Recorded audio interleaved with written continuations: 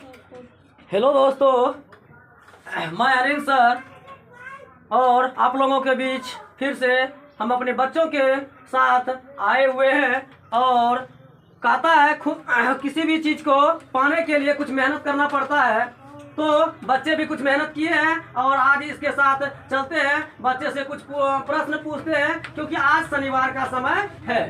ठीक है, तो आज हम लोग बच्चे के साथ कुछ ना कुछ प्रश्न पूछेंगे और उसका जवाब बच्चे से जानने की कोशिश करेंगे कि देखते हैं बच्चे कहाँ तक जवाब दे पाएंगे। तो पहला को प्रश्न है कुछ बच्चे के साथ में, देखते हैं बच्चे का कुछ। आज शनिवार का समय और क्विज प्रतियोगिता का भी समय है, तो पहले बच्चे से मिलते हैं और जानते हैं कि क्या क्या बच्चे जान सकते हैं और उसको जवाब में क्या क्या हम लोगों को मिल सकता है। तो आप खड़े हो जाइए, आप अपना परिचय दीजिए। मेरा नाम विश्वजीत कुमार मंडल, मैं लालगंज किसान टोला में रहता हूँ। मेरे पिताजी का नाम सनातन मंडल, मेरा विद्यालय का नाम मध्य विद्यालय लालगंज। Thank you. आप आपसे कुछ अगर प्रश्न पूछेंगे, क्या उसका आप जवाब दे सकेंगे? हाँ। तो बताइए कि हम लोग कुछ सवाल पढ़ते हैं, तो जिस प्रकार से कुछ सवाल को जानने के लिए कुछ फार्मूला, कुछ सूत्र का प्रयोग जानना जरूरी होता है, तो उसी तरह से हम जानते हैं। पहले आज हम कि त्रिभुज किसे कहते हैं, तो त्रिभुज किसे कहते हैं, आप इसका परिभाषा अपने शब्दों में दें।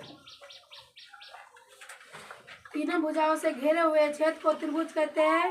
त्रिभुज का तीन शीर्ष होते हैं, त्रिभुज का तीन भुजा होते हैं, त्रिभुज का तीन कोण होते हैं, तीनों कोणों का योग 180 डिग्री होता है। त्रिभुज के भुजा के आधार पर त्रिभुज तीन प्रकार के होते हैं: समबाहु त्रिभुज, विषमबाहु त्रिभुज, समद्विबाहु त्रिभुज।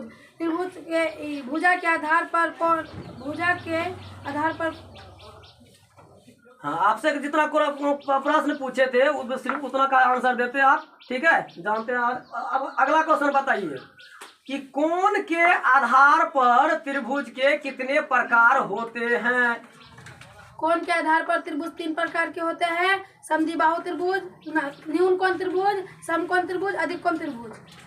कोण के आधार पर त्रिभुज तीन प्रकार के होते हैं: न्यून कोण, समकोण और अधिक कोण त्रिभुज। ठीक है, तो चलो आप बैठ जाइए। इस प्रकार से कुछ बच्चे इसके लिए ताली बजाइए।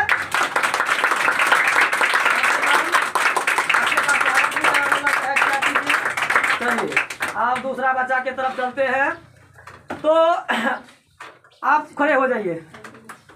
आप अपना परिचय शॉर्ट में दीजिए। आपका नाम? सुशील कुमार मंडल। किस क्लास में पढ़ते हैं? 7। चलिए 7th में पढ़ते हैं। तो आप हमें सम संख्या किसे कहते हैं, इसकी परिभाषा दीजिए। सम संख्या किसे कहते हैं? वह संख्या जो 2 से पूरी तरह विभाजित हो जाए उसे सम संख्या कहते हैं, जैसे 2, 4, 6, 8, 10, 12 इत्यादि। सम संख्या कहते हैं जो 2 से पूरी तरह से पूर्ण तरह से विभाजित हो जाए, नहीं, या 2 के टेबल में आ जाए, इसी को कहते हैं। ठीक है, आप बताइए हमें भाज्य संख्या किसे कहते हैं? वह संख्या जो 2 से अधिक हो उसे भाज्य संख्या कहते हैं, जैसे 6, 8, 10, 12, 15। हाँ, गलत बोल दिए। भाज्य संख्या हमने पूछे थे ना, भाज्य संख्या का आंसर गलत हो गया। ठीक है, फिर से बताइए, आप जानते हैं तो भाज्य संख्या किसे कहते हैं? वह संख्या जिसका गुणनखंड 2 से अधिक हो उसे भाज्य संख्या कहते हैं। हाँ, जिसका गुणनखंड 2 से अधिक होगा उसी को क्या कहते हैं? भाज्य संख्या कहते हैं। ठीक है, आप परिमेय संख्या किसे कहते हैं बताइए। परिमेय संख्या किसे कहते हैं? वह संख्या जिसे P/Q के रूप में लिख सके उसे परिमेय संख्या कहते हैं। वह संख्या जिसे P/Q के रूप में लिख सके उसे परिमेय संख्या कहते हैं। जैसे का एग्जांपल बता सकते हैं आपकी वहाँ कैसे में, मतलब कैसे लिख सकते हैं उसका एग्जांपल? 4/5, 2/5, 3/5। हाँ, मतलब 2/5 या कुछ भी, 4/5 या 8/5 कुछ भी ले सकते हैं। ठीक है, तो अब संख्या हो गया सम संख्या। तो विषम संख्या किसे कहते हैं? विषम संख्या बताइए। वह संख्या जो 2 से पूरी तरह विभाजित नहीं हो उसे विषम संख्या कहते हैं, जैसे 1, 3, 5, 7, 9, 11।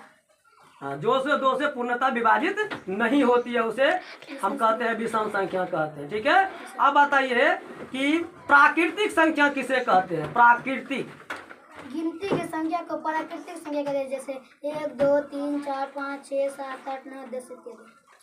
प्राकृतिक संख्या कहते हैं। तो अब पूर्ण संख्या किसे कहते हैं हम लोग? पूर्ण संख्या किसे कहते हैं? शून्य सहित गिनती की संख्या को पूर्ण संख्या कहते हैं, जैसे 0, 1, 2, 3, 4, 5, 6, 7, 8, 9, 10।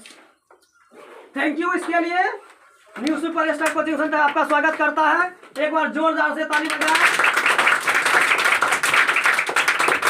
अब इसी के साथ आगे बढ़ते जा रहे हैं। अब तीसरे मतलब कुछ बच्चे आगे के मतलब जो है कार्यवाही करते हैं, तो देखते हैं अगला बच्चा से क्या प्रश्न वो लोग देते हैं और हम क्या प्रश्न पूछते हैं। आप लोग देखते रहिए और इसे लाइक और सब्सक्राइब करते रहिए।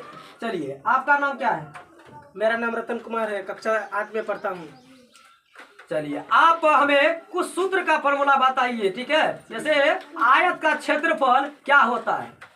2 गुना लंबाई गुना चौड़ाई। फिर से जवाब दीजिए, आपका क्लियर नहीं हुआ। क्या बोलिए आप?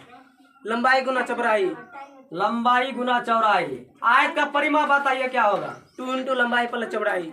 2 इंटू लंबाई प्लस चौड़ाई, यानी 2 इंटू लंबाई जोड़ चौड़ाई, है ना? वर्ग का क्षेत्रफल बताइए, वर्ग का क्षेत्रफल। भुजा square.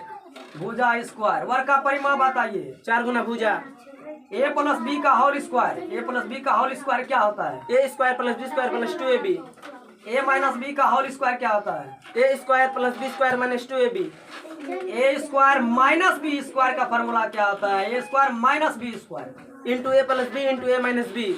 A plus B into A minus b B.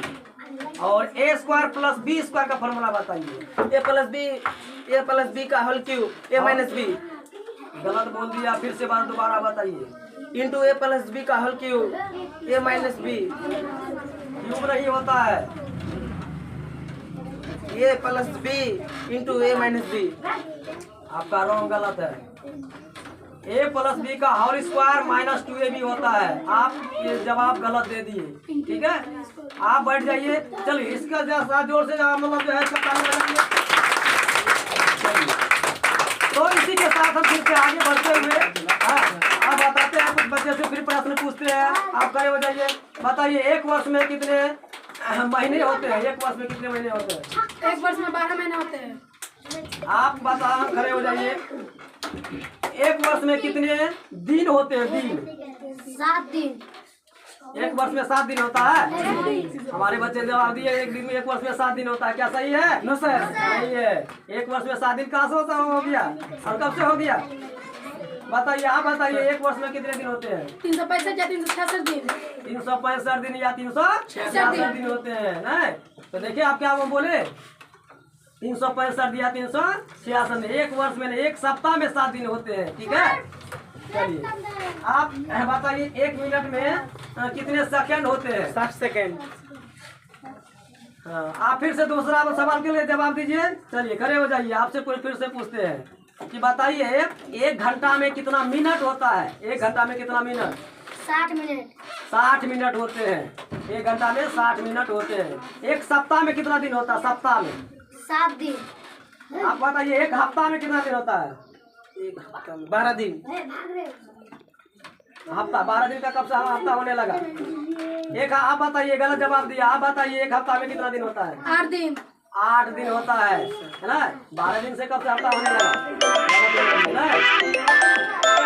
तो चलिए, अब इसी के साथ हम जो है आगे का कार्रवाई रखते हुए देखते हैं आगे के बच्चे प्रश्न का आंसर क्या देते हैं। तो कुछ बच्चे सही भी दे रहे हैं, कुछ गलत भी दे रहे हैं, ठीक है? चलिए, आप तीनों बैठ जाइए। तो इस प्रकार से देख रहे हैं कि ये new superstar coaching centre Anil sir के द्वारा चलाया जाता है और मैं अनिल सर हूँ। तो कुछ बच्चे मतलब जो प्रत्येक रविवार को और शनिवार को तो प्रश्न प्रतियोगिता कराई जाती है। तो प्रश्न का कुछ बच्चे जवाब देते हैं और उसका आनंद हम लोग उठाते हैं। तो अगले वीडियो में फिर से हम आपके साथ उपस्थित रहेंगे। मैं अनिल सर आप लोगों का धन्यवाद करना चाहता हूं इस वीडियो को देखने के लिए। धन्यवाद।